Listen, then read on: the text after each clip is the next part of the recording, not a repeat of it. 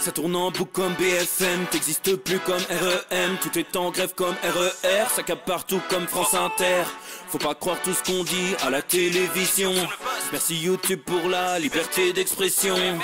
C'est la vérité absolue, c'est de l'info et de l'actu. Si t'as un doute sur le contenu, check les sources ou le nombre de vues. C'est la vérité absolue, c'est de l'info et de l'actu. Si t'as un doute sur le contenu, check les sources ou le nombre de vues. Calme-toi Dimitri, la force tranquille, ça tape dans le mille. De midi à minuit, dégomme les mensonges comme des quilles. Depuis qu'il y a des séances publiques, je veux plus au cirque mais à l'hémicycle. Scandale politique et médiatique, pour rien rater il faut que tu cliques.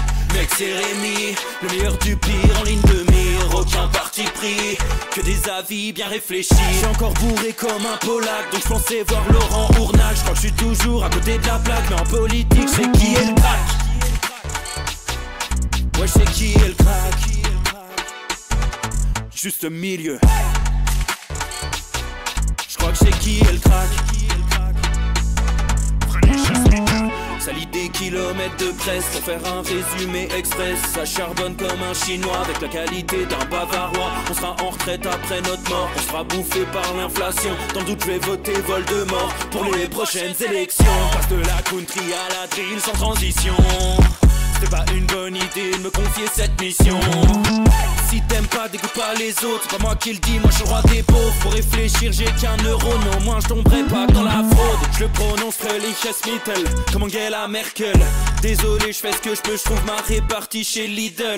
Des enquêtes exceptionnelles, pas de langue de bois et de l'humour. La revue c'est juste mensuel, les vidéos c'est juste tous les jours. Ouais, c'est juste tous les jours. Juste milieu. Regarde ça tous les jours. Juste milieu. Désolé pour mon manque de répartie. Je sais même pas ce que je débite.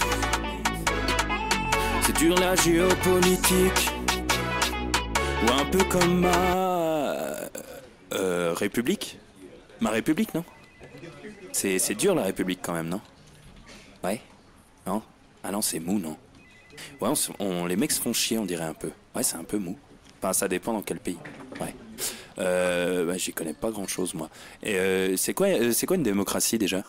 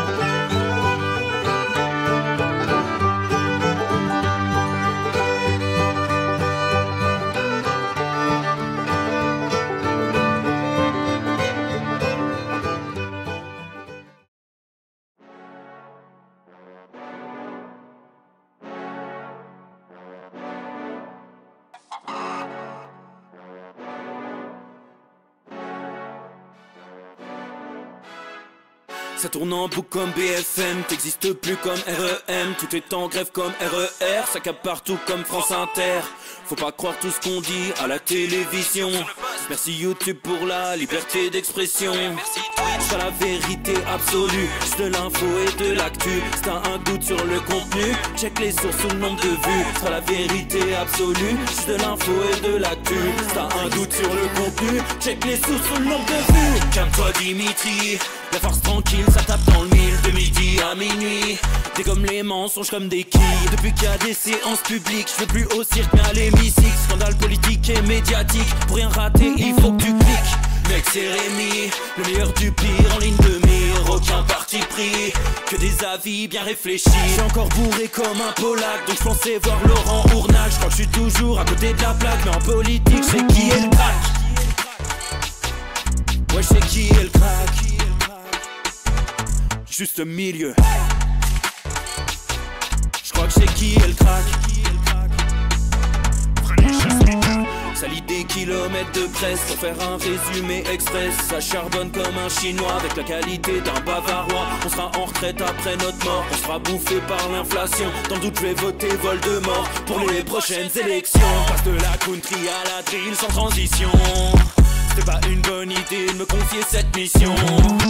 Si t'aimes pas, dégoûte pas les autres. C'est pas moi qui le dis, moi je suis le roi des pauvres. Pour réfléchir, j'ai qu'un euro, mais au moins je tomberai pas dans la fraude. Je le prononce Mittel, comme Angela Merkel. Désolé, je fais ce que je peux, je trouve ma répartie chez Lidl. Des enquêtes exceptionnelles, pas de langue de bois et de l'humour. La revue c'est juste mensuel, les vidéos c'est juste tous les jours. Ouais, c'est juste tous les jours. Juste milieu. Regarde ça tous les jours. Juste milieu. Désolé pour mon manque de répartie. Je sais même pas ce que je débite. C'est dur la géopolitique. Ou un peu comme ma... République. Ma République, non? C'est dur la République quand même, non? Ouais? Non? Ah non, c'est mou, non? Ouais, les mecs se font chier, on dirait un peu. Ouais, c'est un peu mou. Enfin, ça dépend dans quel pays. Ouais. Bah, j'y connais pas grand chose, moi. Et c'est quoi une démocratie déjà?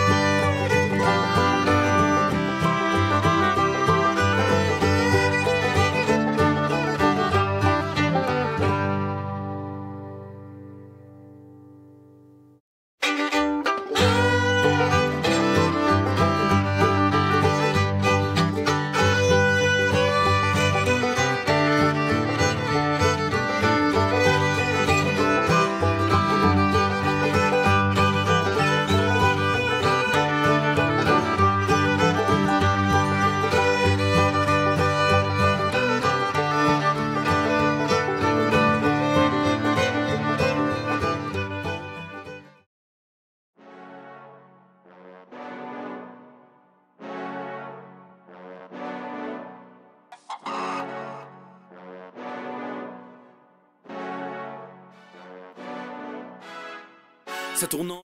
Et messieurs, dames, bien le bonjour, chers amis. C'est l'heure du Juste Bistrot, 16h47 pour finir la journée en beauté. Voilà, on est en vacances, ça sent les vacances. Même si on n'est pas en vacances, il y a un peu des vacances. Voilà, c'est ça. C'est ça qu'on aime. C'est la fin de journée au plaisir. Est-ce que certains sont encore au boulot? Dites-nous dans le chat. Est-ce que certains sont pas en vacances? C'est les choses qui arrivent. C'est les choses qui arrivent. En tout cas, on est ensemble pour papoter aujourd'hui. Vous l'aurez vu au titre de cette vidéo. On va reparler anus. Alors, pour ceux qui ont suivi l'émission d'hier, je sais pas... Je sais pas ce qu'ils ont. Je sais pas ce qu'ils ont. On va en reparler. Il y a encore eu un article dans la presse française. On va parler de Macron dans l'équipe du 12 août. J'avais loupé ça. Je l'ai lu ce matin. Je crois qu'il a fondu les plombs définitivement, le gars. Donc, on va en parler un petit peu. Et j'ai quelques petites pépites pour vous à droite, à gauche. Des trucs sympatoches. Voilà. Ah, on est ensemble. C'est le bel esprit. C'est la France qu'on aime. Voilà, pour se faire chier quand même. Hein. On est là pour déconner. Donc j'en profite pour remercier tous les copains qui commencent en fanfare. Il y a Nathalie Monsacre qui vient de sub 7e mois. JL Wow, sub 2e mois. Magnifique, on a envie de dire wow. Comme dans le pseudo. Merci également à, que je n'oublie pas, Kyle6986 pour le subprime 15e mois, Kuk666 pour le sub 23e mois, complètement dingue, 974 Dallon, le sub 12e mois, merci beaucoup les amis, voilà, ça fait plaisir. Et oui, puis on va parler canicule et réchauffement climatique, ça y est, c'est reparti, c'est une autre thématique du jour, on a pas mal de choses à se mettre sous les chicots, voilà, je vous le dis, c'était assez saisissant. Ça y est, il refait chaud, en fait. Et il y a des feux de forêt. Voilà. Enfin, on va en parler parce que les feux de forêt, bon, il regardait les JO. Et là, par contre, là, ils sont revenus. Donc, vous allez voir, c'est très tendu. Et merci également à mon Siko Yo pour le sub Prime 7e mois. Merci beaucoup. Les copains, bisous à mon Bamevla que j'embrasse. Voilà, il y a tout le monde, il y a tous les copains qui sont là. Voilà. Non, on n'est pas bien là, entre complotistes d'extrême droite, d'extrême gauche, entre abrutis globalement. On est considéré comme ça. Tout le monde est abruti de toute façon maintenant.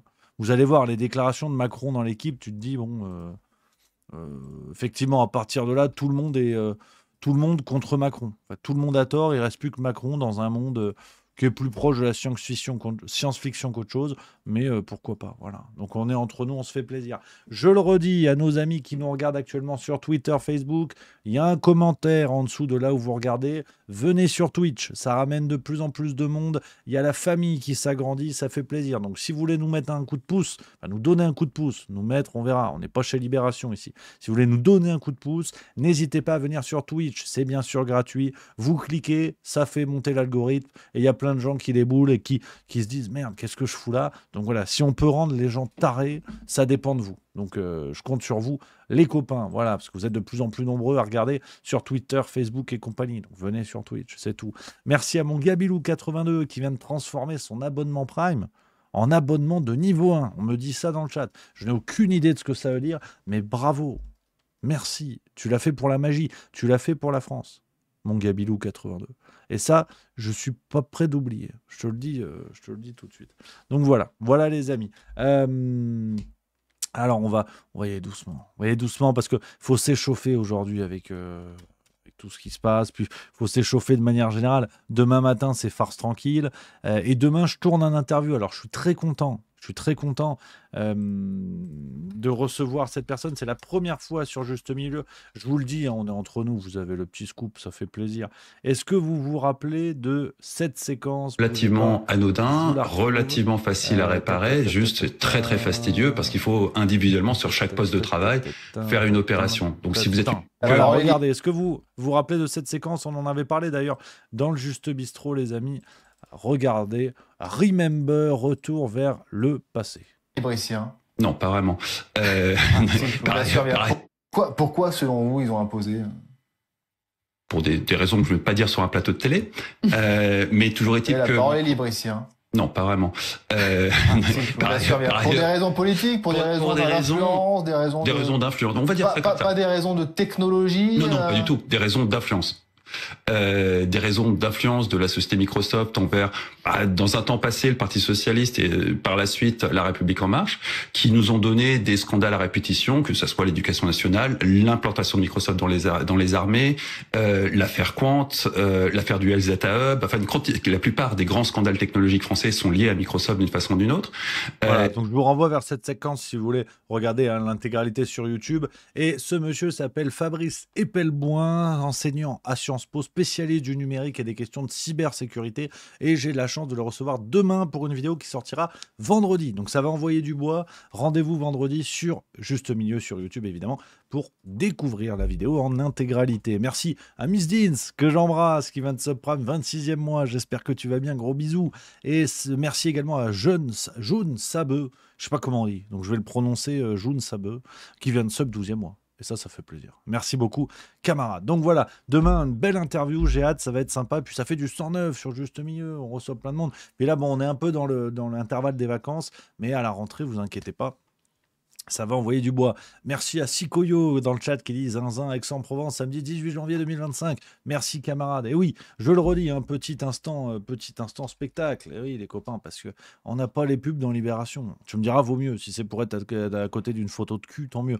Mais on n'a pas la promo chez Drucker. Donc on se débrouille. Donc on compte sur vous. Et il y a plein de nouvelles dates. Il y a plein de nouvelles dates sur le spectacle, les copains.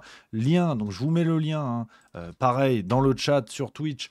Vous allez voir, il y a toutes les dates, il y a toutes les nouvelles dates. Regardez ce qui se passe. Alors, Brest, 20-21 août, ça maintenant vous êtes au courant. Là c'est bientôt fini. Il reste même plus 50 places au cumul des deux dates. Donc, c'est n'importe quoi. Après, c'est Paris. Paris le 12 septembre. Le 13, c'est complet. Donc, ça dégage le 13. Vous pouvez plus y aller. Le 12, il en reste moins d'une trentaine environ. Donc, tardez pas. Après, ça va être Pau le 12 octobre. Saint-Étienne le 19 et 20 octobre. Nice le 7 novembre. Ça, c'est une toute nouvelle date. Donc, c'est parti. Brienne-le-Château le 16 novembre. Donc, on n'est pas loin de Troyes. On est dans le secteur. Montpellier, 14 décembre. Fin d'année. Je serai déguisé en Père Noël. Et 2025, il y a déjà des dates.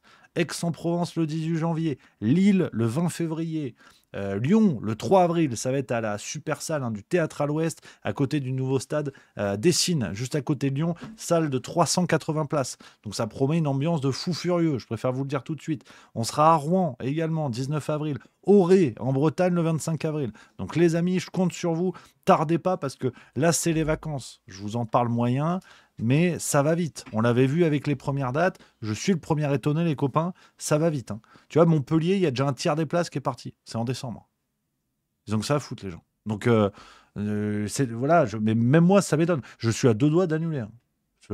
Ça me semble pas normal. Mais voilà. Voilà, les amis.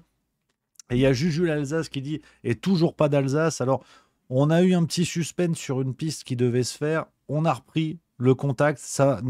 L'Alsace, ça va s'officialiser normalement à la fin du mois. Je veux pas vous le signer pour l'instant tout de suite, parce que du coup, on n'a rien signé pour l'instant, mais ça arrive. Et bien évidemment on est en train de travailler sur les secteurs dans lesquels on n'est pas allé encore. Donc voilà. Et Gilomax92 qui dit « Tu reviens quand à Toulouse ?» C'est en préparation. On va revenir à Toulouse fin d'année, en décembre, normalement. Je vous tiens au courant. Donc, la page que je viens d'envoyer dans le chat, vous la gardez, vous l'enregistrez. Et vous allez voir, il y a des nouvelles dates qui arrivent. Et si vous avez envie de nous aider, si vous êtes gentil, si vous êtes de gauche, si vous êtes humaniste, la page, vous la partagez sur les réseaux sociaux. Je vous l'ai dit, on n'a pas de communication. Donc, on se débrouille. Là, c'est la communauté. Donc, si vous avez envie de mettre un post en disant « Bon, il est bizarre, mais allez voir, ça va être sympa », ben voilà, si vous avez envie de nous aider. Si vous n'avez pas envie, que vous êtes d'extrême droite, que vous brûlez des forêts et que vous encouragez le réchauffement climatique, c'est votre choix. C'est votre choix. Vraiment, voilà, libre à chacun. Attention, libre à chacun de faire ce qu'il veut. Alors, on attaque les amis avec, on en parlait hier, donc déjà, voilà, je vous renvoie vers le précédent épisode, c'est-à-dire hier, le Juste Bistrot numéro 360. Là, on est à 361 aujourd'hui, techniquement. Donc, ça se suit, en fait. Ça se suit. Et on a parlé hier, parce que c'est vrai qu'il se passe beaucoup de choses dans le Juste Bistrot. On a parlé médias français et Anus. Voilà. Je vous renvoie vers l'émission. On ne va pas reparler de toutes ces conneries. Le Parisien et Libération, à l'espace de 2 jours, ont sorti des articles sur la question de la sexualité anale chez les hétéros. Alors je vous redis rapido ce qu'on s'est dit hier. Moi, j'en ai rien à foutre. Chacun fait ce qu'il veut sous sa couette. C'est pas à nos médias de nous expliquer quelle pratique est progressiste, quelle pratique est bien ou pas bien. Eh ben, v'là-t-il pas que Libération, ils ont remis le couvert, si j'ose dire. Et alors, je suis désolé parce que la transition, elle est nulle et tu vas la manger. J'ai pas le choix. Bisous à ma Alexandrine 59 qui vient de sub au meilleur des moments. Merci. Et 2 ans de subprime. Ça, c'est magnifique. Un gros bisou. Vraiment, je suis désolé, ma Alexandrine 59. C'est pas le moment. Mais bon, t'as tapé dans le mille, si j'ose dire. Donc, je reviens à mes histoires d'anus. Libération. Un article a été publié aujourd'hui, regardez, écrit par Myrène Garao-Cochea, photo Romy Alizé. Le silence des anus. Elle arrive avec sa mallette, une vraie pro, ça c'est le titre, et le chapeau. Peu importe à ces hommes hétéros l'opprobre jeté sur le plaisir anal, seul ou à 2. Alors déjà, seul au pluriel, bon, pourquoi pas. Ils se sont lancés. Dans le 2e épisode, Thomas, quadragénaire dans l'informatique en Suisse, raconte sa découverte du fist, savant mélange de plaisir et de douleur.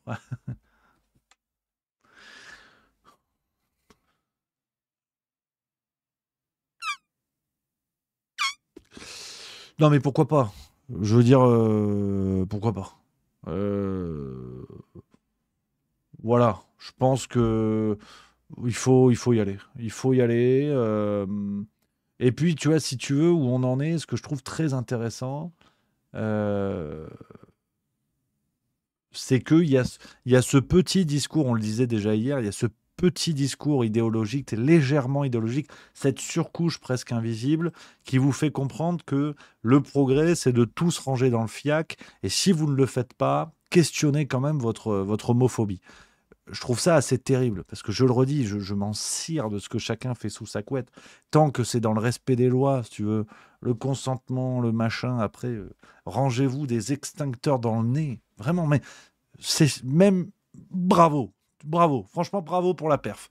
Mais de là à ce que ça devienne un sujet, visiblement une série journalistique, là par contre je décroche les wagons. Ces mêmes journaux qui après t'expliquent en période électorale que les Français se désintéressent de la presse, ils nous prennent plus au sérieux. Bah oui, mais en même temps, si vous enquêtez sur la spéléologie anale, oui, effectivement, les gens se foutent de votre gueule. Ça, c'est normal. Moi, je trouve que ça se tient. Donc, je sais pas quoi vous dire, les copains. Je sais pas quoi vous dire. On en a déjà parlé hier. Je pense que le fait que ça me bluffe à ce point-là, je vous en reparle aujourd'hui, alors que c'est vrai qu'on s'en fout toujours autant, mais voilà. Mais bon, maintenant, voilà, je le redis, chacun fait ce qu'il veut. Si vous voulez prendre vos fiacs pour des bagages en soute, oui, oui, oui. Allez-y, comme vous voulez. C'est pas le. Voilà, moi, je n'ai pas de problème. Voilà. Soyons tous des valises. C'est pas de problème. Donc voilà un petit peu. Les copains, ça c'est pour l'échauffement. Pour l'échauffement, on se met bien. Hein, de l'info en profondeur, bien sûr, avant tout. Alors, on va aussi aller sur un autre sujet qui revient. Hein. Je ne sais pas si vous l'avez vu passer. Ce matin, je mangeais mon petit déjeuner. Ça n'a pas loupé. J'ai regardé un peu les chaînes d'infos. Première erreur. Vous avez vu, ça y est. Hein. Les feux de forêt. Canicule, feux de forêt. Si tu tapes canicule sur Twitter, t'es foutu. Hein. Tu vois, le Parisien, il peut faire plus de 40 degrés chez moi. Voilà. Tu vois. Et là, il commence avec les termes bien maîtrisés. L'enfer de la canicule sous les toits de Paris. Voilà. C'est ce dont je voulais vous parler. On a déjà les articles effrayants qui sont de retour. Hein, par exemple, on a Le Figaro aussi aujourd'hui qui nous a parlé. Attendez, il faut que je vous récupère, bougez pas. Voilà. Il y a là une catastrophe biblique. Athènes sous la menace d'un gigantesque incendie. Ça y est. C'est-à-dire que pendant les JO, pas d'incendie, pas de canicule, rien. 24 heures après les JO, catastrophe biblique. Ça va vite. Je sais que ça va vite. Et gare à ceux qui oseront dire est-ce qu'il n'y a pas un emballement médiatique pour faire peur aux gens? Complotiste. Mais la temporalité médiatique, faut qu'ils se détendent quand même. Hein. Qu'ils lisent Libération, voilà, pour savoir comment un petit peu se détendre. Voilà. Rangez-vous une lance à incendie dans le fion, ce sera mieux. Parce que ça va vite. Ça va très très vite quand même.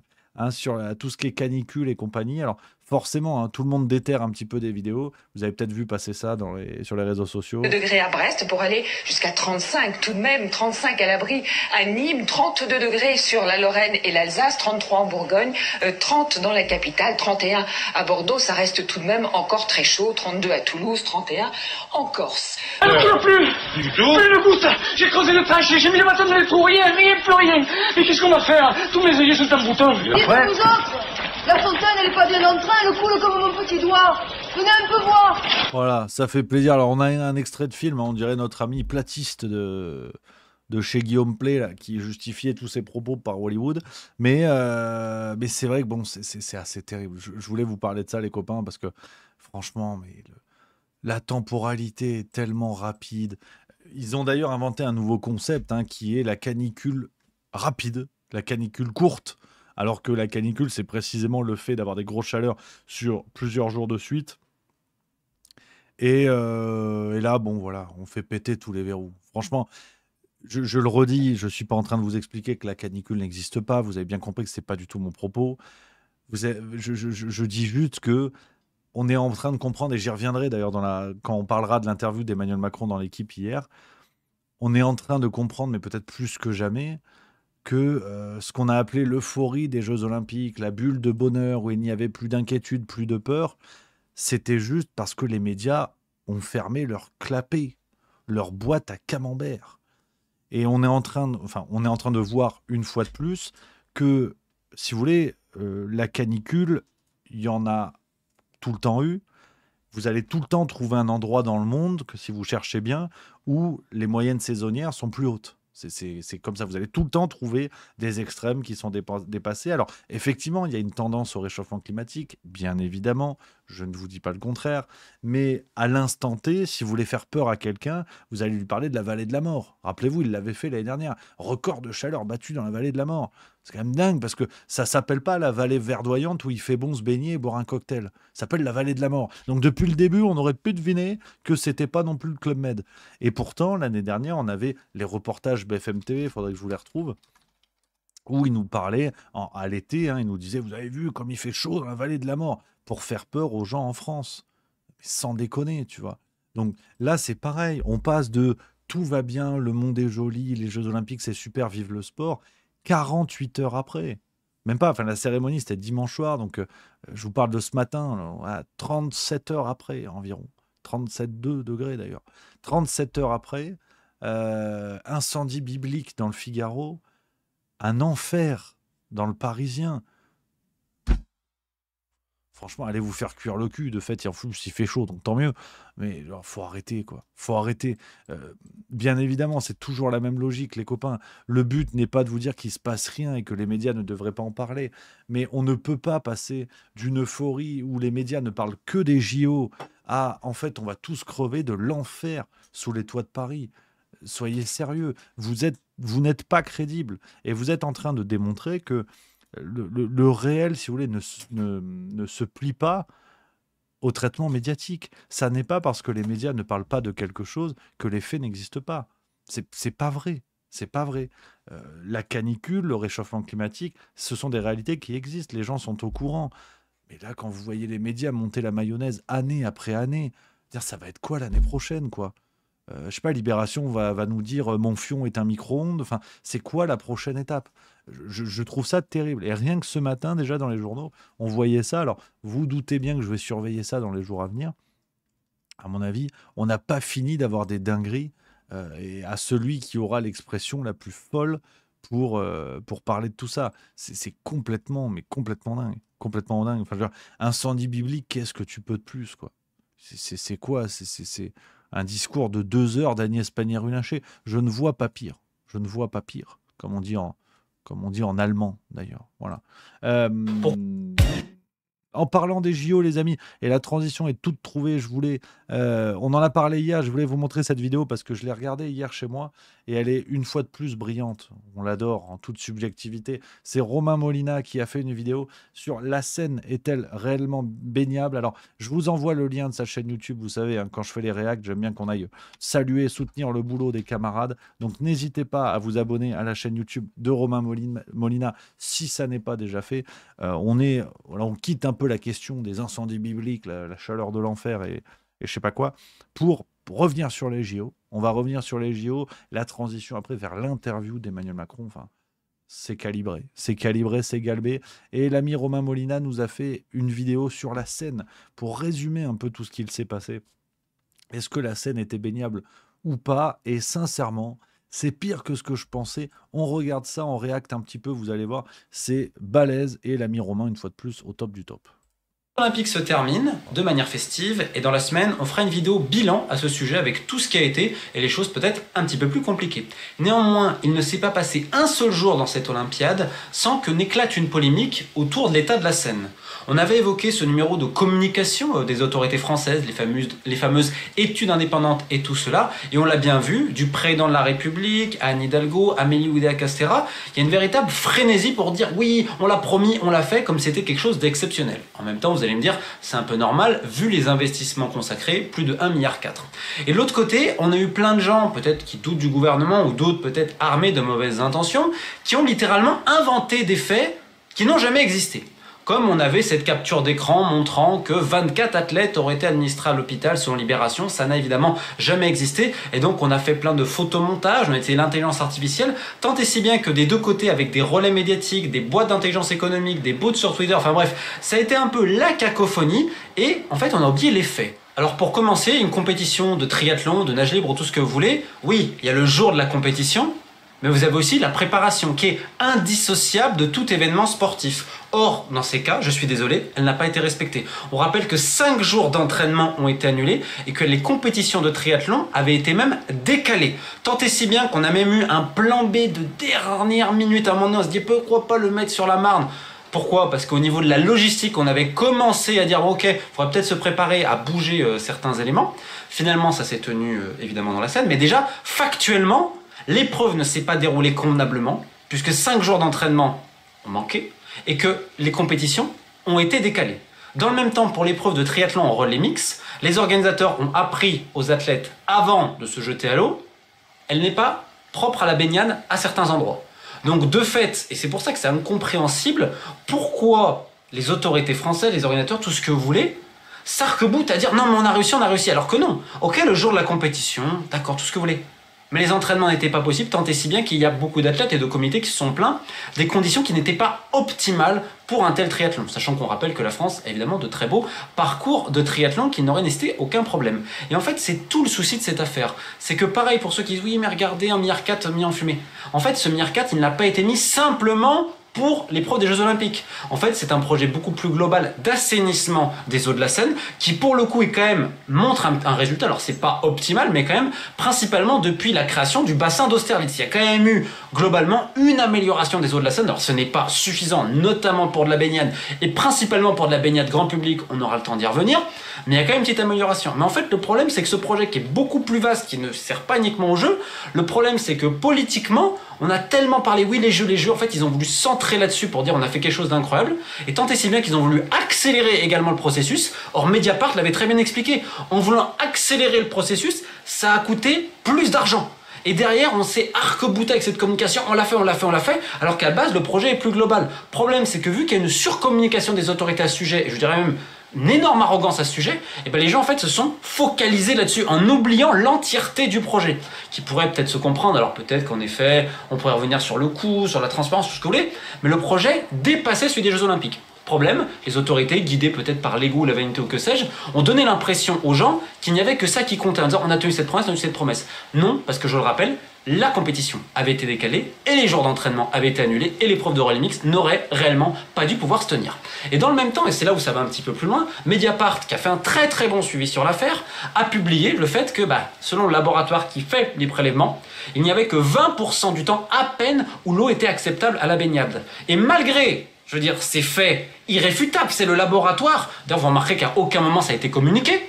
En fait, on communiquait uniquement quand ça allait. C'est ce que j'avais expliqué dans mon livre noir des Jeux Olympiques. Ce que j'ai expliqué dans la dernière vidéo, c'est qu'en fait, t'avais pas de contre-pouvoir. Et en fait, on n'a rien montré, littéralement. Et donc, on s'est juste vanté. Ah ben non, regardez, les jours de la compétition, c'est tout bon. Alors que déjà, pour le relais mix, c'était pas forcément bon. Et le pire, c'est qu'on a Amélie Oudéa-Castéra, le ministre des Sports, qui va alpaguer publiquement le journaliste de Mediapart pour dire qu'il fait erreur, alors que, non, en fait. Donc, il y a, on va dire, un certain aveuglement qui rappelle l'entêtement du gouvernement français à mentir, parce qu'il n'y a pas d'autre mot, à refuser la réalité lors de la finale de la Ligue des Champions qui s'est tenue au Stade de France. Donc, petit premier arrêt dans vos programmes, c'est que Romain donne un peu les antécédents de tout ce qui se passe et le parallèle avec effectivement l'histoire du Stade de France et l'aveuglement volontaire du gouvernement qui parlait de supporters anglais, toutes ces conneries. On voit que ça devient une méthode de gouvernement. On le savait, on s'en doutait, mais là c'est clair, même sur l'eau de la Seine, ils ont clairement menti et ça passe. Et Romain Molina reviendra là-dessus, d'ailleurs vous allez voir dans la vidéo. Il y a aussi un point qui est très gênant, c'est au niveau des sportifs. Mais on continue parce que je voulais juste faire un arrêt là-dessus pour dire à quel point c'est désormais une méthode de gouvernement. Ils mentent ouvertement, si on se fait chipper, ils persistent et voguent la galère. C'est extraordinaire. Même manière. Alors, nous, évidemment, on reste que dans le sport, je vais pas m'aventurer dans des choses politiques. Néanmoins, dans mon domaine, quand on voit à quel point les autorités françaises sont capables de mentir, ça fait un petit peu peur. Deuxième argument, c'est Fluidion. Alors je dois peut-être mal le prononcer, c'est une entreprise française qui a publié des résultats en open source, qui existe depuis 2012, qui ne peut pas être accusée de complotisme ou que sais-je, qui est d'une bienveillance rare, vous pouvez lire sur leur site internet. Et eux en fait ils montrent qu'ils ont 2 méthodes pour calculer l'état de l'eau, sauf qu'en fait les laboratoires choisis et la méthode que Paris choisit, en fait ne prend pas en compte certains points, et on va dire un point un peu plus complexe. Sauf que je n'ai pas les capacités, je ne suis pas un scientifique et tout, donc je vous renvoie à ces études qui montrent qu'en gros les études, on va dire un peu plus complexes, montrent qu'en fait très peu, les preuves n'auraient même pas dû se tenir parce que dans ce stade-là, on avait largement dépassé le seuil requis pour la baignade. Je rappelle également que dans certains pays, notamment au Canada, il y a un article qui l'explique à ce sujet, elle n'aurait pas pu se tenir parce qu'en fait, on attend beaucoup moins, pour faire simple, à partir de 1000, au-dessus de 1000, on dit que c'est pas propre à la baignade pour le triathlon, ça c'est fixé notamment par World Triathlon, CEO, etc. Et en Europe, pour la baignade grand public, c'est à partir de 900, quand les taux dépassent, au Canada, c'est au-dessus de 200. Évidemment, on n'a pas eu ça. Donc, il y a des différences sur les pays, etc. Mais regardez, c'est sur Internet, c'est en open source. Vous lisez Fluidion et vous voyez aussi qu'il y a un problème, comme cela est signalé dans l'article de Mediapart. Donc, cela pose une question. Pourquoi refuser d'admettre la réalité? Et là, arrive le deuxième point très important, c'est tout ce qui concerne l'information et tout. Moi, je me rappelle, il y a même des gens qui ne me connaissent ni d'Ève ni d'Adam, qui me prennent super ordon, où ils restent dans le foot, à dire non. Pourquoi? Parce qu'on va parler des hospitalisations et des potentiels cas malades. Je tiens à rappeler que World Triathlon, la Fédération internationale de triathlon, n'en avait pas grand-chose à faire de l'état des triathlètes lors des Jeux Olympiques de Rio, où ils ont nagé dans une eau polluée. Je rappelle que World Triathlon n'avait rien dit lors des derniers championnats du monde tenus en Angleterre à Sunderland, où 57 triathlètes furent intoxiqués. Donc on se rend bien compte que pour le CEO World Triathlon, l'important, c'est que le spectacle continue. Et là aussi, c'est un autre point sur lequel il faut vraiment rebondir. Et d'ailleurs, votre serviteur, le premier, on a beaucoup pointé du doigt la propreté de la Seine et de dire que c'était un scandale que les épreuves se tiennent là-dedans, que ça serait jamais réellement praticable. Or, ça n'est pas la première fois. Ça n'est pas la première fois. Et Romain Molina rappelle quelque chose de très important, qui est que au niveau de la Fédération internationale de triathlon, ils en ont rien à foutre, autrement dit. Et il y a déjà eu des épreuves où les athlètes ont dû nager dans des eaux qui n'étaient pas normalement praticables. Donc, on voit à quel point il y a un mensonge à l'échelle, on va dire, gouvernementale et à l'échelle sportive, au niveau des fédérations. Ils en ont pas plus grand-chose à foutre. Donc, c'est assez extraordinaire, ce millefeuille qui nous démontre que cette histoire de la Seine, certes, l'eau n'était pas propre, mais au niveau des fédérations censées représenter et protéger les sportifs, ils s'en cirent complètement. Mais ça soulève un autre problème sur lequel va arriver Romain. Pour Paris 2024, il y avait un peu tout seul. Alors, il y a eu beaucoup de réunions, à un moment donné, c'est vrai quand même qu'il y a eu quelques problèmes, parce qu'ils étaient un peu alarmés par certaines études, certaines analyses de l'eau, mais au final, tout le monde a accordé ses violons au dernier moment. Et là, on arrive à l'effet le plus important, c'est la pression qui est mise sur les athlètes et sur les comités, sur les fédérations de triathlon. Pourquoi? C'est qu'en fait, déjà, il y a eu des changements de version, et que historiquement, c'est une discipline, je suis désolé pour les triathlètes, où il n'y a aucune solidarité déjà entre eux, et il n'y a aucune voie commune. C'est-à-dire qu'on leur fait bouffer littéralement des matières fécales, donc littéralement de la merde, et les mecs en redemandent. Je suis désolé, hein. Moi, mais je fais du basket, je fais peut-être pas du triathlon, mais se faire aussi maltraiter par sa fédération internationale depuis tant d'années, et les mecs disent rien. Vous pouvez lire, il y avait une interview du Monde à l'époque, hein. En gros, il y a presque une résignation. Alors, je plains les athlètes, mais au bout d'un moment, on vous fait boire de la merde, et vous ne dites rien. Bah, c'est normal, ils vont continuer. Ils s'en foutent complètement, vous allez à l'hôpital. Je rappelle que pour Paris 2024, tous ces athlètes, tous ces triathlètes ont dû prendre certains médicaments, etc. Enfin, je veux dire, ils avaient un traitement. Donc, ils savaient très bien qu'ils allaient terminer à boire littéralement des matières fécales. Et à aucun moment, tu as un syndicat, à aucun moment, tu as une rébellion. Pourquoi? Parce que s'il y en a un ou deux qui se rebellent, ils se font défoncer par le système. Alors je peux comprendre, mais à un moment donné, vous allez baisser la tête combien de temps? À un moment donné, il va falloir vous unir. Et là arrive sur le véritable problème, c'est que World Triathlon, qui est dirigé par une Espagnole depuis 16 ans, là elle part. Donc il y a des élections en septembre. Donc on a mis des grosses pressions sur tout le monde en mode, vous dites rien. Et en fait, tout le monde avait peur pour la potentielle élection. Je crois qu'il y a 8 personnes qui sont intéressées. Donc non, tu vas rien dire, tu vas rien dire. Et c'est pour ça qu'on a eu des versions contradictoires. On se rappelle que les Belges, genre, il y a eu cette fameuse version, qui au début, quand même, la Fédération de triathlon belge, elle défonce quand même l'organisation, en disant que c'est pas possible de tenir une épreuve dans ces conditions, référence aux entraînements, compétitions annulées, etc. et tout. Le relais mix fait forfait, puisqu'une triathlète est malade, a été administrée à la polyclinique du village olympique. Alors certains, la presse belge avait dit qu'elle avait été hospitalisée depuis 4 jours, et regardez au niveau médiatique, je ne sais pas qui a payé, si c'est le CIO ou le comité d'organisation ou l'État français, mais il y a des boîtes d'intelligence économique et de relations publiques qui ont bossé. C'est obligatoire pour essayer de décrédibiliser toute voix dissonante à ce sujet, et pour essayer de reprendre, pour te faire passer pour un mythomane ou un complotiste.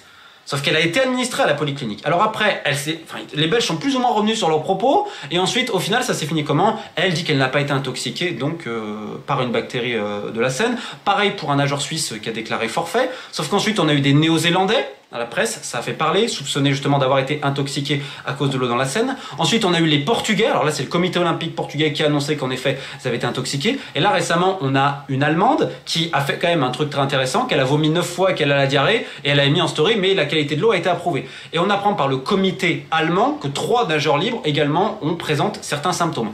Ce qui est certain, c'est qu'il y a eu des symptômes. Mais en fait, le problème, il est là. C'est qu'on a d'un côté certains qui disent mais non, c'est pas l'eau de la Seine. Alors il y a sans doute eu, et je veux bien le croire, une épidémie de gastro absolument incroyable chez les triathlètes, mais c'est pas de la Seine, c'est évidemment pas non plus la cantine, parce que je rappelle que quand il y a eu des critiques des athlètes étrangers, surtout pas un Sodexo, faut surtout les protéger. Et on rappelle qu'Antoine Dupont a d'ailleurs dit que s'ils avaient gagné la médaille d'or de rugby à 7, c'était plus ou moins grâce à ce qu'ils avaient mangé au self. Donc en effet, je comprends le numéro de communication, il n'y a pas de problème, sauf qu'en effet, il y a eu des athlètes qui sont malades. Mais certains vont te dire oui, en gros, qu'est-ce qui nous embête, etc. Il y a eu pire avant. Mais le problème, il dépasse Paris 2024. Le problème, en fait, il est adressé à World Triathlon et au CIO. Et je le répète, il y a eu des pressions sur les athlètes et des pressions sur les comités nationaux pour dire en gros, vous vous calmez. Parce que dans... Voilà sur la vidéo de Romain. Donc je le redis, allez sur sa chaîne, allez vous abonner à la chaîne YouTube de Romain Molina. C'est brillant et à chaque fois il y a ce niveau de travail et de nuances que je trouve super. Et d'ailleurs, une fois de plus, je vous le dis, je suis très content d'avoir vu sa vidéo parce qu'il montre que le problème va plus loin que Paris 2024 et qu'au niveau de la Fédération internationale de triathlon, il y a un manque de respect terrible pour les athlètes, où le fait d'avoir nagé dans des eaux polluées, ça n'était pas la première fois, et où en plus, et là c'est un point où effectivement je suis complètement d'accord avec lui, les athlètes ne se rebellent pas et que effectivement les fait nager dans des eaux où ils vont être à un moment donné obligés de boire avec des matières fécales, vous avez compris l'idée, et personne ne se rebelle. Donc d'une certaine manière, rappelez-vous, hier je vous parlais du fait que les Jeux Olympiques étaient une sorte d'huile essentielle de société occidentale, de société contemporaine, et effectivement vous avez des athlètes qui évoluent dans des conditions qui ne sont pas respectueuses de leur métier, de leurs conditions, de conditions normales, et personne ne se rebelle. On retrouve un mécanisme démocratique actuel, où les citoyens voient bien qu'il y a des problèmes, et ça sort pas, il n'y a pas d'union collective, il n'y a pas de levée de bouclier, c'est assez dingo. Et donc, la vidéo de Romain est très importante là-dessus, parce qu'il démontre que ça va plus loin que ce qu'on a dit. Et je trouve ça assez brillant, une fois de plus, donc bravo à lui. Voilà, allez-y pour vous abonner. Alors, on enchaîne les copains avec l'interview du moment. Alors là, vous n'êtes pas prêts. Emmanuel Macron est le taré qu'il pense être. Hein, vraiment, spécial dédicace.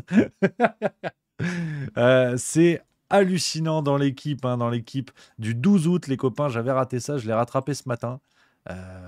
C'est du bonheur, c'est du plaisir. Il n'y a que des pépites. Je vais vous montrer la page, cette belle édition de l'équipe où il y a des jolies photos de nos sportifs et tout. On se régale, c'est beau comme tout. C'est ici. Ceux qui n'ont pas cru dans les JO se sont trompés. Voilà. Donc déjà, c'est dit. Alors, j'ai quelques petites pépites que j'ai notées sur mon script. Je pourrais vous les remontrer dans le texte, mais n'hésitez pas à aller l'acheter et l'encadrer parce que celle-là, elle vaut cher. Déjà, on commence un peu dans le début, tu vois. Emmanuel Macron te dit, alors je peux vous les retrouver dans le texte parce que ce sera, enfin, tout doit être lu en fait. Tout doit être lu. C'est énorme. En fait, c'est énorme. Par exemple, sur la question, vous vous attendiez à ce que ce soit aussi réussi. Il parle de la France comme nation sportive. Beaucoup nous disaient que la France n'est pas une nation sportive. Je vous montre, c'est ici. Le journaliste dit, l'est-elle maintenant? Il dit, je pense que oui. Quelque chose s'est révélé. Et je pense qu'on a d'ailleurs redonné beaucoup d'énergie aux Jeux Olympiques avec cette édition. On a réinventé les Jeux d'été. On a recréé un engouement qui baissait un peu ces dernières années. On a réinventé les Jeux d'été. Donc, ça commence bien. Tu es à la 3e colonne. Mais tu sens qu'il n'est pas chaud. Tu sens qu'on peut faire mieux. La question va se poser à un moment donné de la cérémonie d'ouverture. Tu vois, c'est à peu près... je ne sais plus où c'est exactement. Ça doit être un petit peu après. ou un petit peu avant, bon, qu'importe. Sur la cérémonie d'ouverture, Emmanuel Macron nous dit « Ce que je constate, c'est qu'une majorité écrasante de nos compatriotes ont adoré cette cérémonie. » Même les médias, certains médias ont quand même souligné un petit peu les quelques critiques, les quelques polémiques. Une majorité écrasante. Voilà. Donc ça, c'est réglé. Le journaliste dit, bon, quand même, la dissolution, ça c'est ici. Vous avez aussi dissous l'Assemblée nationale juste avant les Jeux. Et Emmanuel Macron répond, oui, et alors, beaucoup de gens disaient, c'est terrible, ça va gâcher les Jeux. Cela les a-t-il gâchés? Non. Et le journaliste dit, ça aurait pu. Réponse de Macron, mais pas du tout. Alors le journaliste dit, cela a créé une incertitude. Et le journaliste précise, tu vois, la didascalie, comme on dit. Il coupe. Il a coupé la parole. Un esprit de responsabilité, un sursaut, parce qu'il y a une continuité de l'État dont je suis le garant. Il ne faut pas écouter les Cassandres, tous ceux qui vous disent que les clivages sont plus importants. Quand on a des objectifs communs, quand on travaille ensemble, rien n'est insurmontable. Donc on récapitule l'idée, parce que celle-là, je l'ai relue 3 fois, j'ai eu du mal. Le mec te dit, il ne faut pas écouter les Cassandres. C'est-à-dire qu'il y a une séparation dans la société entre les optimistes qui ont cru que les JO allaient réussir et les Cassandres, les oiseaux de mauvais augure qui disaient que ça allait rater. Donc il te dit, hein, il y a la séparation dans la société. Et puis d'ailleurs, on sait que le diviser pour mieux régner, c'est un petit peu quand même la belle habitude de Macron. Mais restons dans le contexte de l'interview. Il te dit, il ne faut pas écouter les Cassandres. Il y a des râleurs, il ne faut pas les écouter, on les dégage. Et après, il te dit, tous ceux qui vous disent que les clivages sont plus importants. Donc s'il ne faut pas écouter les Cassandres, ça crée un clivage entre les pas Cassandres et les Cassandres. Mais il ne faut pas écouter tous ceux qui te disent que les clivages sont plus importants. Donc Macron te dit que le clivage, avec le fait de ne pas écouter les Cassandres, c'est important, mais il ne faut pas écouter ceux qui te disent que les clivages sont plus importants. On continue parce que il y a d'autres trucs. Il y a d'autres trucs, accrochez-vous, ça va être un petit peu long, mais ça va le faire. Il y a une phrase pareille. Alors, c'est d'une petite finesse, mais pour vous dire où on en est. Le journaliste, tu as te dit, alors je vous retrouve ça. Gna gna gna gna gna gna. Où est-ce que c'est cette histoire? Bon, c'est un endroit peut-être que je n'ai pas noté dans l'ordre. Il y a dans la catégorie, hein, les Jeux Olympiques effacent tout. On en a parlé hier, hein, mais les JO. Hashtag mais les JO. Et sur la question de l'inversion de la responsabilité. Ça, c'est très intéressant, c'est un peu plus fin. Mais Emmanuel Macron dit, souvent, quand on allume la télé, qu'on ouvre les journaux, on ne parle que de déclassement. Les Français ont redécouvert qu'ils pouvaient faire de grandes choses ensemble. Ce que je trouve bluffant là-dessus, c'est que il y a toujours ce renversement, on y avait assisté déjà en temps de Covid, on y assiste de manière générale, c'est que Emmanuel Macron dit « je » quand ça réussit, quand ça gagne, « j'ai », il y a la première personne ou son gouvernement ou le pouvoir ou des choses comme ça. Et après, il y a le renversement sur la responsabilité collective. C'est-à-dire, souvent quand on allume la télé, quand on ouvre les journaux, on parle de déclassement. Ouais, d'accord. Les Français ont redécouvert qu'ils pouvaient faire de grandes choses ensemble. Donc, c'est peut-être un peu plus fin, peut-être que c'est tiré par les cheveux, j'en conviens, mais je trouve qu'à ce moment précis, il renverse la responsabilité. Il lie la notion de déclassement, évoquée dans les médias, dans les journaux, et le fait que les Français peuvent y arriver quand ils travaillent collectivement. Donc, on voit bien que finalement, ce déclassement est lié au fait de quand les Français travaillent ensemble, ça fonctionne. Donc, de fait, quand les Français ne travaillent pas ensemble, il y a déclassement. Donc, il y a un renversement des responsabilités qui est extraordinaire. Ça, c'est un truc un peu capillotracté. Mais j'en ai d'autres qui sont plus évidentes, vous allez voir, c'est sympa. Le journaliste dit, ça c'est ici, au moment de la cérémonie d'ouverture, ce soir-là, il y a eu quelques sifflets pour vous. Il coupe. Deuxième fois. Je ne les ai pas entendus.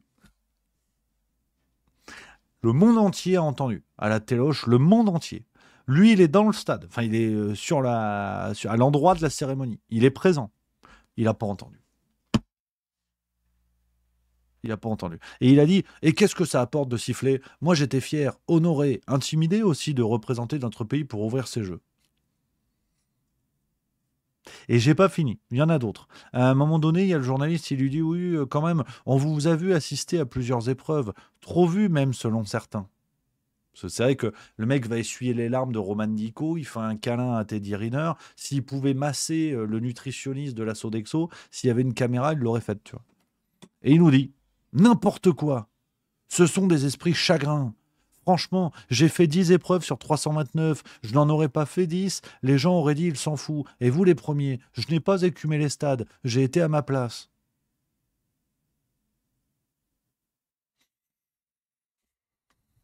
Voilà. Ce sont des esprits chagrins. Mais pas de clivage. Faut pas écouter ceux qui font des clivages. Attention quand même. Parce que si tu enlèves les Cassandres, les esprits chagrins, ma grand-mère, tout ça, bon, il y a pas de clivage, mais attention quand même. Et alors, la pépite. La pépite. On pourrait tout lire parce que tout est discutable, mais la pépite. Le journaliste dit, cela aura un coût concernant la dette, tu vois, c'est ici. Concernant la dette que les JO vont entraîner. Et là, les amis, par contre, je redeviens sérieux parce que c'est à un niveau de foutage de gueule, mais stratosphérique. Mais vraiment stratosphérique. On dit souvent ça sur Emmanuel Macron, mais là, factuellement, c'est à la fois un mensonge, un foutage de gueule, une déresponsabilité a priori, une déresponsabilisation, pardon, a priori. Sur la question du coût des Jeux Olympiques, c'est que, on l'a dit déjà hier, sans être des peines à jouir, comme disait Anne Hidalgo, sans être non plus des BA devant les JO, c'est génial, on pardonne tout. Il y a une zone au milieu, un juste milieu, où on peut être d'accord sur le fait que c'était une belle fête, c'était réussi, on espère que les Jeux paralympiques le seront également, mais ça va coûter du pognon, comme le dit Romain Molina dans son livre « Le livre noir des Jeux Olympiques ». Ça coûte tout le temps du pognon, ça crée tout le temps une dette, et le pays organisateur, c'est bien pour ça que de moins en moins de pays d'ailleurs se portent volontaires pour organiser les Jeux Olympiques, derrière il faut payer les pots cassés, et c'est le peuple qui ramasse tout le temps, qui plus est dans un monde où il n'y a pas de référendum. On ne demande pas la plupart du temps au peuple s'il veut que ces Jeux Olympiques soient organisés chez lui. Si. La question, cela aura un coût. Emmanuel Macron répond, oui, mais c'est un choix de la nation. Si vous ne me croyez pas, c'est là, regarde. Tac, paf. Et là, je peux même le mettre en fluo parce que j'ai quand même une maîtrise de l'outil informatique qui est pas dégueu et j'ai une fonctionnalité surlignage. Regarde, je te fais ça comme ça, regarde, paf. Elle est pas belle la piémontaise là. Regarde, tac. Bon, j'ai pas le oui, mais on s'en fout. Voilà. Je te l'ai surligné pour ceux qui voient pas. Voilà. Oui, mais c'est un choix de la nation. Alors, je sais pas à quelle heure. Je sais pas à quelle heure. Moi, honnêtement, j'ai pas vu de référendum sur Paris 2024. J'en ai vu aucun. Mais il te le dit. Puis il te dit aussi, histoire quand même de faire passer un peu la pilule, il dit oui, mais c'est un choix de la nation. Ensuite, on peut trouver... Je vois que les Britanniques ont fait avec leur loterie. Si on n'investit pas, on ne produit pas de résultats. Le sport comme la culture sont des investissements légitimes. Ce ne sont pas des budgets sur lesquels on doit faire des économies. Sport et culture produisent du rêve, de l'imaginaire, et une nation en a besoin. Vu comme ça, oui. Vu comme ça, effectivement, si on n'investit pas, on ne produit pas de résultats, bon, bah... Voilà. Ouais, donc, je crois qu'il n'y a même pas besoin de faire des grandes analyses, les amis. J'étais vraiment sidéré avec... Si vous voulez, le reste, pourquoi pas? Le reste de la réponse, pourquoi pas? Ça s'entend. Il est dans ses habits de président, en pleine période olympique. Il faut défendre le truc. Je me doute bien qu'il n'allait pas dire... C'est vrai qu'on a quand même fait x4 sur le budget, enfin x3 sur le budget. On a un peu forcé. Ça va créer de la dette. Alors que la France n'en avait pas besoin. Évidemment, il ne va pas dire ça. On est d'accord. Mais oui, mais c'est un choix de la nation. Faut pas déconner. Franchement, faut pas déconner. C'est clairement du foutage de gueule, mais ouvertement. Pour moi, il enlève cette phrase de la réponse, ça va, tu vois. Ça reste du Macron dans le texte, mais ça va. Donc, pour vous dire où on en est, on est vraiment dans ce que je vous disais hier, c'est-à-dire que maintenant, les Jeux Olympiques gomment tout. Tout est renversé et ça s'est bien passé, donc oui, mais les JO, quoi. Et vraiment, je tiens à ce hashtag parce que je pense qu'on n'a pas fini d'en entendre parler. Alors, on va aussi continuer un peu là-dessus, on en a parlé déjà un petit peu tout à l'heure, les copains, l'euphorie des Jeux Olympiques. Vous savez, tout le monde en parle, c'est super, la bulle de bonheur, les Français se sont rassemblés, il n'y a plus de problème, il n'y a plus rien. Bon, il y a quand même un peu la canicule biblique en Grèce, mais ça va, c'est bon. Elle a été gentille, la canicule, elle a attendu la fin des JO pour pointer le bout de sa flamme, alors elle est sympa. Mais il y a eu une petite vidéo que je voulais montrer d'une intervenante sur BFM TV, vous avez peut-être vu passer ça. où tu comprends quand même un peu mieux ce que veut dire cette euphorie. Vous allez voir, c'était sur BFM. Le vrai visage est français, c'est un visage progressiste. Quand on a vu la cérémonie d'ouverture avec des drag queens, enfin voilà, il y avait une diversité. Ça a été critiqué aussi. Ouais. Ça a été énorme, justement par des Américains conservateurs, mais en tous les cas, ça montre un visage ultra moderne, ultra jeune, qui célèbre la diversité, l'inclusion, et ça, c'est des belles valeurs. Et justement, comme on a réussi quand même à éviter le Rassemblement national en France, on voit qu'on s'inscrit dans cette mouvance, et c'est vrai que c'est bien ça. Voilà. Donc cette dame, Elsa Keslassi, rédactrice en chef de l'International Variety, un magazine Variety, je connaissais pas. On a tout. Là vraiment, c'est l'essentiel est dans l'Actel. Bon l'essentiel est dans Elsa Keslassi, parce que vraiment, c'est la totale. Déjà, l'argument, la cérémonie d'ouverture a été critiquée. Oui, mais par les conservateurs des États-Unis. Ah bon? Il faudra aller expliquer ça au Maroc, il faudra expliquer ça en France, dans à peu près tous les pays du monde. En tout cas, beaucoup de médias à l'international qui ont parlé de ça, qui ont dénoncé la cérémonie d'ouverture, pour des raisons différentes d'ailleurs. Mais cette séquence, elle en dit beaucoup plus long, si vous voulez, qu'une dame des élites bourgeoises françaises, dans un délire qui lui est propre, qui est celui de ses copains des élites, et qui pense que leur délire est universel. On en a déjà beaucoup parlé ces derniers jours avec la cérémonie d'ouverture et compagnie, donc on en a déjà bien parlé. Mais je voulais revenir sur cette notion d'euphorie, parce qu'on voit quand même quelque chose s'installer aujourd'hui. C'est qu'on est en train de comprendre. À mon avis, il faut aussi comprendre. Je vous propose quelques petits mots là-dessus, vous en faites ce que vous voulez, et je prendrai vos messages dans le chat derrière, évidemment. Il y a le bon côté de cette euphorie, évidemment. On se rend compte déjà d'une chose, par exemple, c'est que nos politiques sont capables de travailler en silence, de respecter le fait que la nation se rassemble et qu'ils sont les ferments de la division, qu'ils sont les ferments du désaccord entre les peuples, entre les citoyens, et que quand nos politiciens la ferment, ils peuvent continuer leur boulot, ils peuvent continuer leurs tâches, ils peuvent continuer tout ce qu'ils veulent, mais on n'a pas besoin de les voir en permanence dans les médias ou sur les réseaux sociaux pour occuper le terrain à celui qui aura le plus de temps de cerveau disponible et pour diviser les gens, pour comme ça ne jamais laisser cicatriser la plaie de la division politique et toujours mettre du sel dessus, toujours encourager ces divisions. Et là, je parle de tous les partis politiques, de l'extrême droite à l'extrême gauche. On voit bien dans ces moments d'euphorie, qui sont la plupart du temps liés au sport, ou dans un autre registre beaucoup plus grave, les jours qui suivent les attentats, là, ils ferment leur grande gueule et ça fait du bien. Parce que la nation se rassemble dans un moment qui est beaucoup plus triste, beaucoup plus grave, évidemment. On préfère quand ce sont des moments sportifs, mais on comprend que nos politiciens sont l'un des paramètres de la division. Et qu'aujourd'hui, ils ne proposent plus ils proposent plus de la politique, on va dire comme une matière. Ils ne proposent plus de la politique digne de ce nom, où certes, il y a des débats, il y a des désaccords, il y a des projets politiques différents, mais il n'y a pas l'obligation de forcer les gens à être dans un état de siège permanent des uns contre les autres. Certes, pour l'instant, et d'ailleurs c'est pas si sûr, les gens ne se foutent pas dans la gueule sur la rue, ne se foutent pas sur la gueule dans la rue, pardon. Et encore que. Mais on sent qu'il y a cette volonté d'être tout le temps sur la ligne rouge de la division, de ne jamais penser qu'on puisse construire ensemble, imaginer des choses ensemble, construire des désaccords. Il faut toujours mettre de l'huile sur le feu en permanence. Et donc, cette euphorie des JO nous a montré que c'était possible. Et ça, déjà, pour moi, c'est le bon côté de cette euphorie des Jeux Olympiques. Le deuxième côté, on le disait un peu au début de ce Juste Bistrot, les médias se taisent aussi. Enfin, se taisent pas, mais ils sont focalisés sur les Jeux Olympiques. Il y a quasiment plus que ça qui compte. Et on comprend aussi quelque chose qui est chouette, qui est, comme je vous le disais tout à l'heure, le réel ne s'arrête pas parce que les médias n'en parlent pas. Ça semble idiot ce que je vous dis, mais à l'inverse de ce que disait Julien Pain, rappelez-vous dans cette séquence mémorable avec la tronche en biais, quand il dit « si les médias n'en parlent pas, c'est sûrement parce que c'est faux ». Voilà quelle est la conception intellectuelle de ces gens-là. C'est-à-dire que chaque événement, chaque pensée, chaque réflexion ne peut exister qu'à partir du moment où cette élite médiatique, cette élite culturelle ou politique a mis un tampon dessus. À partir du moment où ils ont donné un laissez-passer. Mais ça, c'est un délire évidemment totalitaire, mais c'est un délire qui n'existe que dans leur tête. Le réel ne s'arrête pas parce qu'il n'y a pas eu un reportage sur BFM TV. Donc, on parlait tout à l'heure de la canicule, on parlait de la violence, des violences en France, on peut parler de 1001 sujets.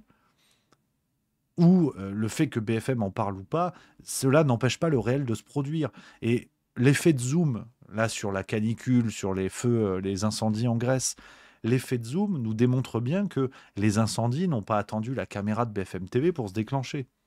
Ils ont eu lieu il y a plusieurs jours en arrière, alors que les Jeux Olympiques n'étaient pas terminés. Et là, BFM TV n'en parlait pas. Aujourd'hui, on nous sort une canicule express de 2 jours, 2 ou 3 jours. Ça n'est pas la définition d'une canicule. Donc, on voit bien, on comprend de mieux en mieux que les médias nous proposent un réel à travers leurs lunettes, en permanence, en permanence, en permanence. Et donc, ils sont atteints d'une forte myopie qui va faire que quand ils nous forcent à mettre leurs lunettes devant nos yeux, on va tout voir en grand, tout voir en flou, ça va assaillir notre esprit en permanence. Donc c'est ça aujourd'hui, malheureusement, ce que font bon nombre de médias, pas tous, mais avec cette notion d'info en continu, c'est qu'ils choisissent des sujets en nous faisant croire que parce qu'ils en parlent, c'est grave. C'est maintenant, c'est tout de suite, ça nous assaille. Mais pas du tout, pas du tout. La canicule existe, même si les crétins de journalistes de BFM viennent nous expliquer que c'est une canicule biblique. Alors, Pusher, c'est pas contre ceux de BFM, c'est contre ceux du Figaro. Donc, je veux dire, il faut arrêter avec ça. Et les JO nous l'ont montré. La Terre continue de tourner. Les gens continuent de s'informer de manière beaucoup moins invasive, beaucoup moins agressive, en sachant bien ce qui se passe. Donc, je trouve ça sidérant, si vous voulez, ce décalage entre la période JO où on était bien, on était détendu, on n'ignorait pas ce qui se passait dans le monde, et pourtant, ça y est, c'est reparti. Les JO s'arrêtent et c'est reparti. Et ils commencent à nous casser les pieds. Donc, je trouve que l'un des bons côtés de cette bulle de bonheur qu'on a eue avec les JO, c'est qu'on a compris 2 choses. C'est que nos politiciens sont un vecteur de division et que quand ils se taisent, la politique continue, tout continue normalement. Les gens continuent de réfléchir, les gens continuent de penser. Et eux, ils se taisent et ils sont pas là dans leur course débile en permanence. Même chose pour les médias, en fait. C'est plus ou moins la même chose. Donc, je trouve ça vraiment, vraiment plaisant. Et par contre, il y a les mauvais côtés. Les mauvais côtés, ça, c'est un peu plus la tuile déjà. Parce que, on l'a dit déjà hier, ça reprend un peu le raisonnement que je vous proposais hier, les copains, qui est que les Jeux Olympiques sont un peu la société idéale du projet mondialiste. C'est la société progressiste parfaite, où tous les gens sont focalisés sur un divertissement, qui est le sport, qui sont les Jeux Olympiques. Tous les gens ne voient plus que ça, ne jurent plus que par cela. On fait croire qu'il n'y a plus de politique, il n'y a plus de religion, il n'y a plus d'idéologie, que les gens sont hébétés devant les performances des sportifs et que plus rien n'existe. Or, évidemment qu'il y a de la politique dans les JO, évidemment qu'il y a de la religion, évidemment qu'il y a de l'idéologie. Mais on fait croire aux gens, non, mais divertissez-vous, payez des coca, mangez, profitez, c'est la fête, quoi. Le travail devient une parenthèse, vous rentrez chez vous, allumez les JO. C'est vraiment le projet mondialiste parfait où le citoyen n'est plus qu'une variable à divertir, qui fait son boulot la journée et qui, le soir, rentre tout de suite mettre les JO, la fête permanente. Je vous renvoie vers un bouquin formidable sur cette question-là, qui s'appelle « La fête est finie ». C'est écrit par Jérémy Pelletier, qui est un sociologue. Si vous avez l'occasion, je vous en parlerai dans le Juste Bistrot un de ces jours. C'est vraiment extraordinaire. Les Jeux Olympiques, c'est vraiment la victoire définitive du projet universel, universaliste et progressiste, si vous voulez. Et ce qui est très intéressant, c'est que on a des drapeaux, on a la fierté nationale, on est content pour nos sportifs, qu'on soit italien, érythréen, chilien, cambodgien, français, bien évidemment. Ce qui est très intéressant, c'est que au moment des JO, il n'y a jamais autant eu de patriotisme en France. Jamais autant. Mais là, vous avez le droit. Parce que c'est le patriotisme du progrès. C'est le patriotisme autorisé. En dehors des Jeux Olympiques, le premier qui accroche un drapeau français dans sa salle de sport, c'est ce qui était arrivé à Thibaut Inchep, le youtubeur musclé que vous connaissez sûrement. Il avait fait des vidéos pour Instagram ou TikTok, je sais pas quoi. Et en fond, il a sa propre salle de sport. Et en fond, on voyait qu'il avait accroché un drapeau français. Et il a pris une tempête de merde, comme on dit aujourd'hui, shitstorm, parce qu'il avait un drapeau français. Alors, par contre, pendant les JO, bubule. C'est open bar. Pendant les JO, on peut y aller, le drapeau, on se tatoue l'intérieur des joues, on se l'accroche au cul. Enfin, tout le monde a le drapeau de son pays. Et c'est génial. Et c'est aussi ça qui est intéressant avec les Jeux Olympiques, c'est que c'est la victoire de l'universalisme, c'est la victoire des élites mondialisées, parce que tout se passe comme ils le veulent. c'est le patriotisme cool. C'est-à-dire, on agite un drapeau, mais on s'en branle, pour vous le dire très franchement. Évidemment, celui qui agite un drapeau n'est pas obligé non plus d'aller mourir à Verdun. On peut comprendre qu'il y a un peu plus de nuances, ça j'en conviens. Mais le patriotisme cool qui n'a aucune valeur. C'est-à-dire, on est français parce que Léon Marchand a gagné. Mais tous les gens qui agitaient des drapeaux dans la rue à Paris ou dans les grandes villes ces dernières semaines, aujourd'hui, ils n'ont plus de drapeaux. Dans le métro, à mon avis, vous n'allez plus voir de drapeaux. Il y a les Jeux paralympiques, donc on espère qu'il y aura encore cette ferveur. Mais après les Jeux paralympiques, le premier qui sort, ouais, Léon Marchand, qu'est-ce qu'il a, Thierry ça va pas ou quoi? T'es d'extrême droite. Donc c'est très intéressant de voir que cette euphorie, c'est une euphorie construite. C'est une euphorie presque factice. Comme les décos à Disneyland. C'est que c'est joli, c'est sympa, les gens sont contents. C'est le seul endroit au monde où tu peux voir des gens avec des oreilles de Mickey toute la journée. Alors qu'au départ, le mec qui s'appelle Hervé, il a 54 ans, il est comptable en PME, c'est pas le gars le plus fun, mais quand il est à Disney, il se lâche, Hervé.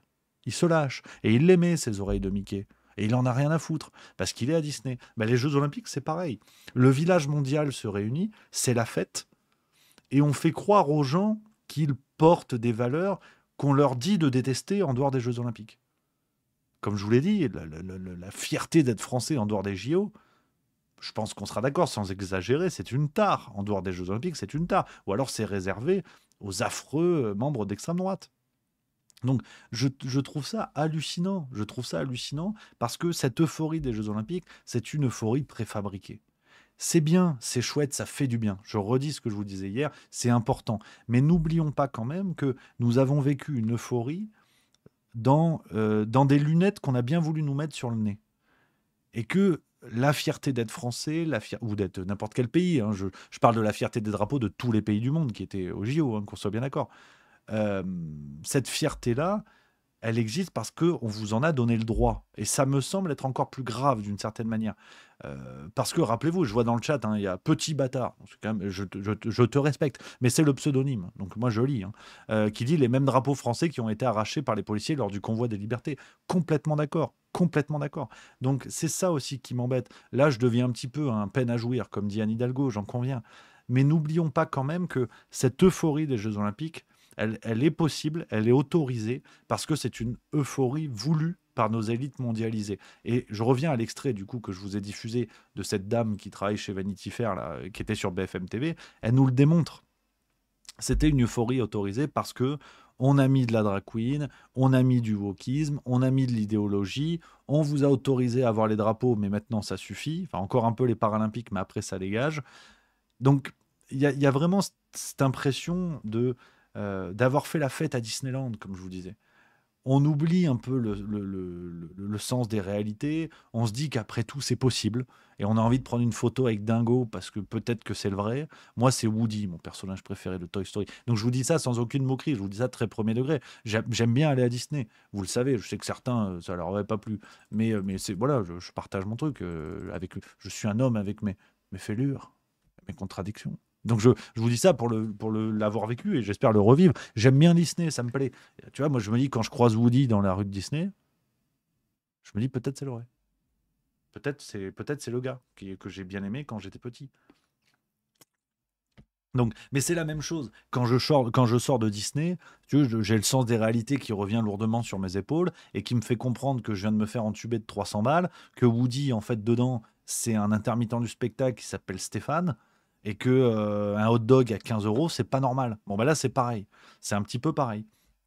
Donc, c'est vraiment ce que je voulais vous dire, les amis, sur cette euphorie-là. Prenons ce qu'il y avait à prendre, gardons les bons souvenirs dans nos têtes, mais évitons un peu le sas de décompression qui va faire mal, où ceux qui n'étaient pas préparés, qui n'ont pas ces éléments de nuance en tête, vont se dire merde, est-ce qu'on s'est pas fait fourrer sur les conseils de Libération, tu vois, sur les conseils de Libération qui nous expliquent en ce moment comment faut bricoler, tu vois. Donc voilà un petit peu, les amis, ce que je voulais vous dire, et tout ça servi par une cérémonie de clôture qui nous démontre d'ailleurs quels sont les délires de nos élites. C'est aussi ça qu'il faut prendre au premier degré pour le coup, parce que même avec leurs lunettes, ça ressemble quand même à un délire un petit peu glauque.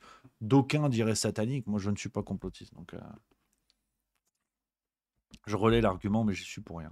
Donc voilà un petit peu, les copains, ce que je voulais vous dire aujourd'hui sur ces sujets-là, les amis, on est pas mal, 17h47, on est plutôt pas mal. On se fait plaisir.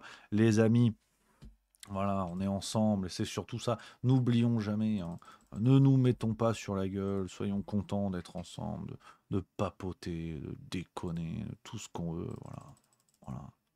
Voilà, en fait, j'ai pas plus à vous dire. En fait, c'est ça, on va arrêter de faire semblant. J'ai pas plus à vous dire aujourd'hui, les copains, sur les sujets. Alors, on va se retrouver demain. Vous connaissez la guinguette. C'est mercredi, c'est farce tranquille. Évidemment, les amis. C'est mercredi, c'est farce tranquille à 18h. Épisode à 18h. Et Juste Bistrot, bien sûr, à 16h45. J'aurai fini l'interview avec Fabrice Epelboin. Donc, ça va être sympa comme tout. Voilà les amis, il y a Perfecto85, on va finir avec ces mots, effectivement c'est bien résumé, qui dit « Du pain et des jeux, disait-il, dans la Rome antique, il faut amuser et occuper la populace en attendant, on éclipse le reste et les vrais problèmes. » Voilà, ça c'est dit, ça balance pas mal. Voilà les amis, voilà les copains, je vous laisse là-dessus, on se retrouve demain à 16h45, même heure, même endroit, vous le savez, vive la rigolade et vive la France, à demain.